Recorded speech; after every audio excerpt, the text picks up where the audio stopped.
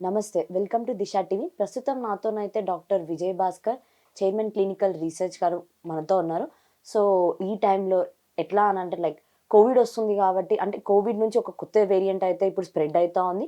So, దాని గురించి అసలు ఎలాంటి జాగ్రత్తలు తీసుకోవాలి? పిల్లలకైతే ఎలా ఉంటది? పెద్దవాళ్ళకి ఎలా ఉంటది? అండ్ ముసలి వాళ్ళు ఎవరైతే ఉంటారో వాళ్ళు ఎలా ఎలా ఉంటది? ఒక్కొక్కళ్ళకి ఒక్కొక్కలా. సో, సార్‌ని అడిగి తెలుసుకుందాము. సో, నమస్తే సార్. నమస్కారం.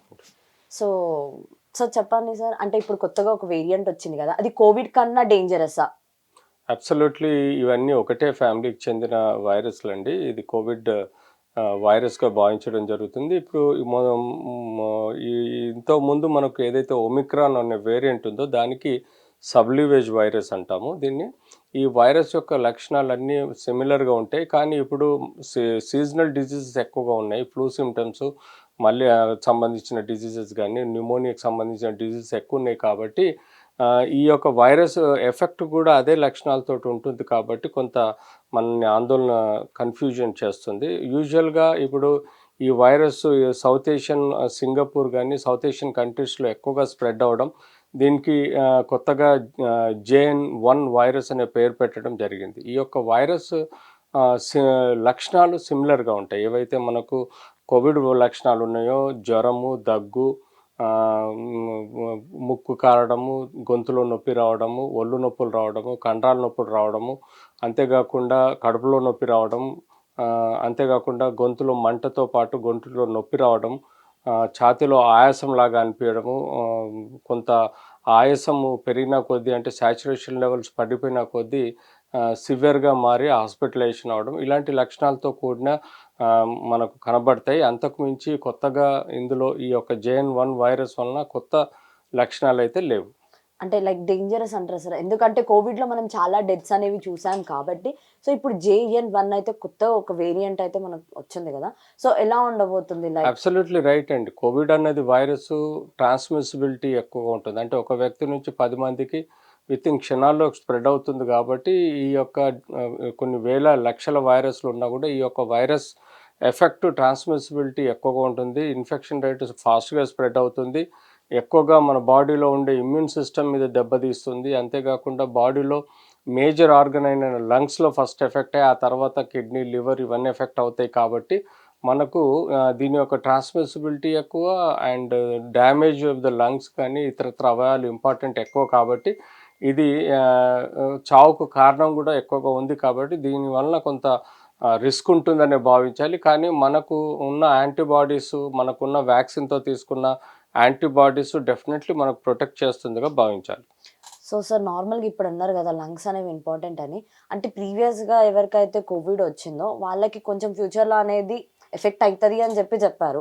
సో, ఇప్పుడు వచ్చిన కొత్త వేరియంట్ వల్ల గూడా ఏమైనా ఎఫెక్ట్ ఉంటదంటారా? అబ్సల్యూట్‌లీ రైట్ అండి.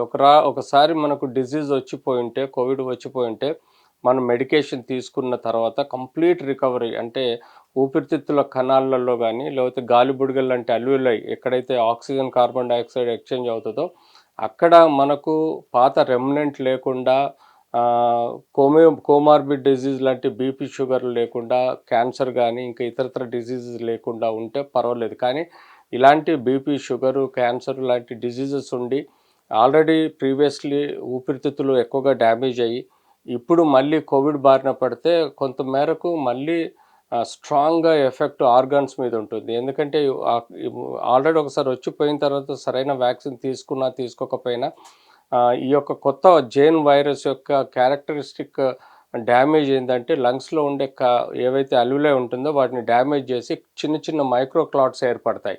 ఆ మైక్రో క్లాట్స్ ఆక్సిజన్, కార్బన్ డయాక్సైడ్‌ని ఎక్స్‌చేంజ్ కాకుండా చూస్తాయి కాబట్టి ఇప్పుడున్న మరొక్కసారి మనకు కోవిడ్ వస్తే దానివలన కూడా మనకు ఊపిరితిత్తు మీద ఎక్కువ భారం పడి క్రిటికల్‌గా మారే అవకాశం ఉంటుంది. సో, వీలైనంత వరకు అంటే దీనిలో రికవరీ రేట్ 96% ఉన్నా మన కోమార్బిడ్ డిసీజ్ గానీ, క్యాన్సర్ గానీ, ఇతర రోగాలు లేని వాళ్ళకు ప్రొటెక్షన్ ఉంటుంది. వాళ్ళు ఈజీగా రూల్ ఔట్ అయ్యి బయటపడతారు. కానీ ఏవైతే కోమార్బిడ్ డిసీజ్ ఎక్కువుంటాయో వాళ్ళకు డేంజర్‌గా అయ్యే ప్రమాదం కూడా ఉంటుంది. అంటే నార్మల్‌గా అంటే ప్రీవియస్‌గా ఎవరికైతే ఆల్రెడీ కోవిడ్ వచ్చి ఇప్పుడు మళ్ళీ ఎఫెక్ట్ అయితే వాళ్ళకి ఎక్కువ వాళ్ళకి ఛాన్సెస్ ఉన్నాయా రిస్క్ సార్? ఉండే ఛాన్సెస్ ఎక్కువగా ఉంటాయి. ఎందుకంటే ఆల్రెడీ కొన్ని క్లాట్స్ ఉంటాయి. పైబడి వీటి వలన వచ్చే క్లాట్స్ ఎక్కువ పెరిగినప్పుడు అది మనకు ఆక్సిజన్ ఎక్స్చేంజ్ అనేది కాదు, తద్వారా రిస్క్ ఎక్కువ ఉంటుంది.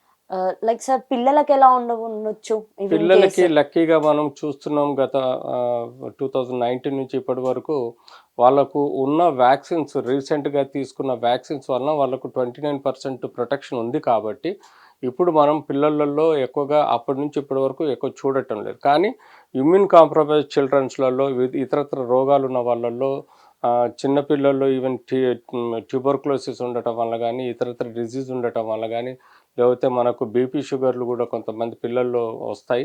వాళ్ళకు రిస్క్ ఉంటుంది కాబట్టి ప్రతి ఒక్క పిల్లాడు పోయే ముందు అంటే ఆ పిల్లాడికి రిస్క్, కొంతమందికి ఇన్ఫెక్ట్ అయినా రిస్క్ ఉండదు. అలాంటి వాళ్ళు ఇంట్లో ఉన్న ముసలి వాళ్ళల్లో, పెద్దవాళ్ళల్లో ఇన్ఫెక్షన్ స్ప్రెడ్ చేసే ప్రమాదం ఉంటుంది కాబట్టి పిల్లల్ని కూడా ప్రాపర్గా కేర్ తీసుకుంటేనే మనం జాగ్రత్తగా ఉంటాం.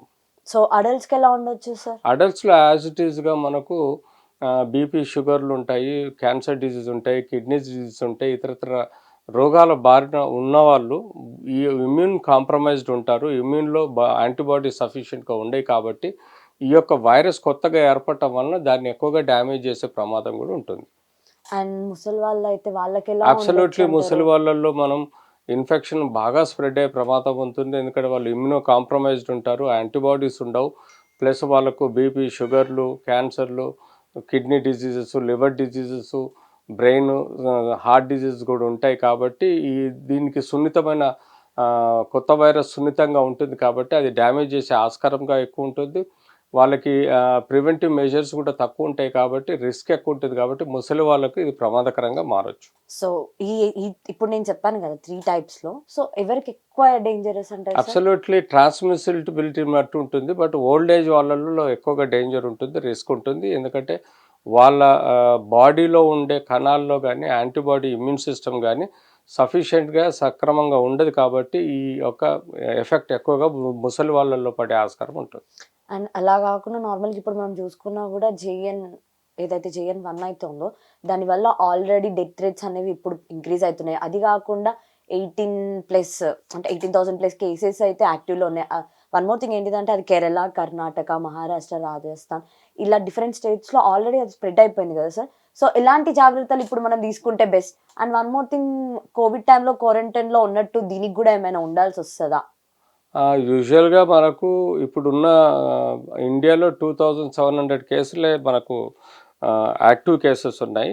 అందులో కేరళ, కర్ణాటకలో ఎక్కువగా స్ప్రెడ్ అవుతుంది. మన దగ్గర చాలా తక్కువ 4 కేసులు డిటెక్ట్ అయినాయి. కేరళలో 3 డెత్స్ అయినాయి, అంతకు మించి లేవు.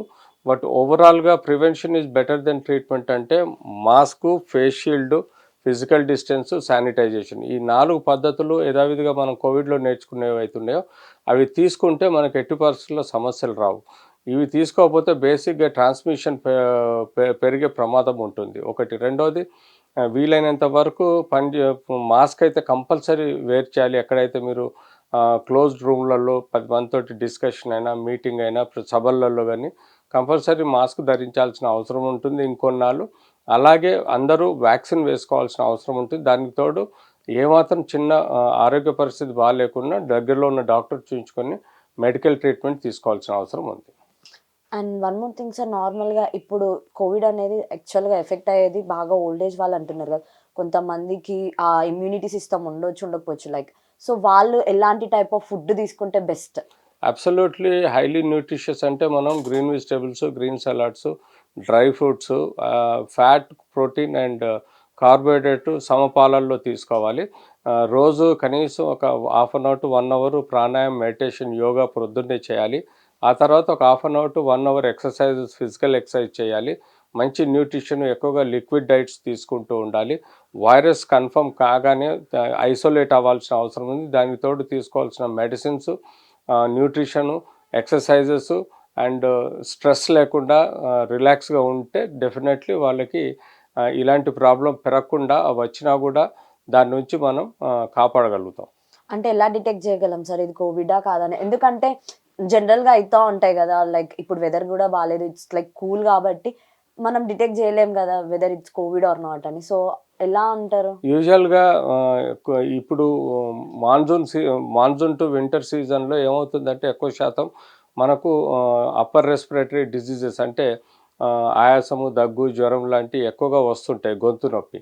ఇవి మనం ఫ్లూ సిమ్టమ్స్‌గా భావించొచ్చు, న్యూమోనియాగా భావించొచ్చు, ఇతరత్ర అప్పర్ రెస్పిరేటరీ ఇన్ఫెక్షన్స్ అనుకోవచ్చు. కానీ ఎవరికైతే ఈ ఇచ్చిన ట్రీట్మెంట్ రెస్పాండ్ రాదో వాళ్ళు కంపల్సరీగా యాంటీబాడీ టెస్ట్ చేసుకోవాలి. యాంటీబాడీ టెస్ట్ చేసుకుంటే మనకు రెస్పాన్స్‌ని బట్టి మనకు బాడీలో కోవిడ్ వచ్చిందా లేదా తెలుసుకోవచ్చు. అంతేకాకుండా బ్లడ్ శాంపుల్ తీసుకొని ఆర్టీపీసీఆర్ టెస్ట్ చేయడం ద్వారా కూడా మనకు ఈ యొక్క డిజీజ్ క్యారెక్టర్ కానీ, డిజీజ్ టైప్ కానీ అది ఒమిక్రాన్ సంబంధించిన సబ్ వేరియంట్‌గా భావించడం జరుగుతుంది కాబట్టి ఆ వైరస్ ఉందా లేదా అని తెలుసుకొని ఇమ్మీడియట్‌లీ ప్రాపర్‌గా ఇన్వెస్టిగేషన్ చేసుకొని వైద్యం తీసుకోవాల్సిన అవసరం కూడా ఉంటుంది.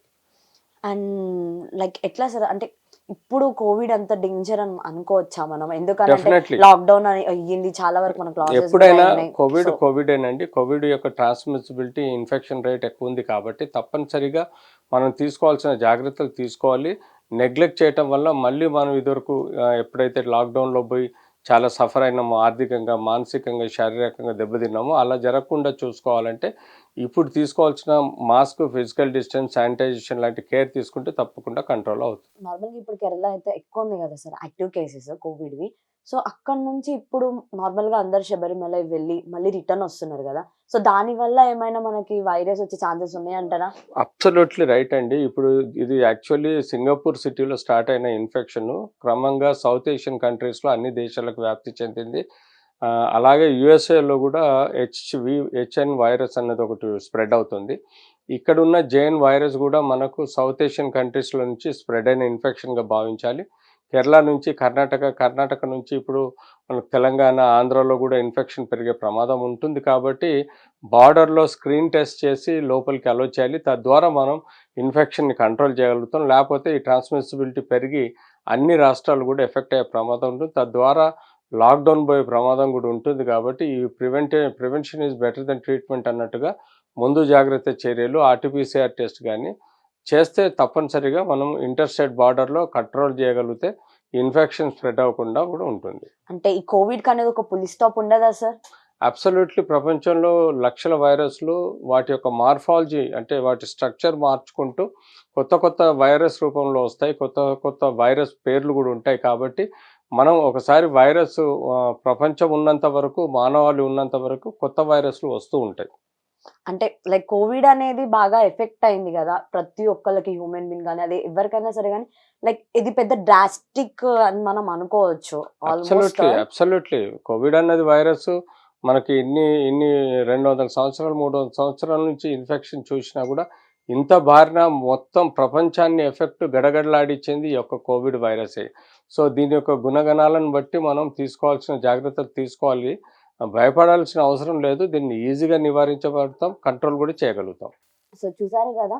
డాక్టర్ విజయ్ భాస్కర్ అయితే ఏదైతే చెప్పారో సో కోవిడ్ రాకుండా ఏవైతే ముందే మీకు అలాంటి లక్షణాలు ఏమైనా కనిపించినా గాని, సో తొందరగా వెళ్లి ఏదైతే మీ నియర్ బైగా ఉన్న హాస్పిటల్స్‌లో గాని, క్లినిక్స్‌లలో గాని టెస్ట్ చేపించుకొని అది కోవిడ్ అయితే దానికి ఏవైతే కావాలో టాబ్లెట్స్ గాని, యాంటీబయాటిక్స్ గాని అవన్నీ యూజ్ చేయండి. అండ్ అందరూ సేఫ్‌గా ఉండండి అండ్ హెల్తీగా ఉండండి.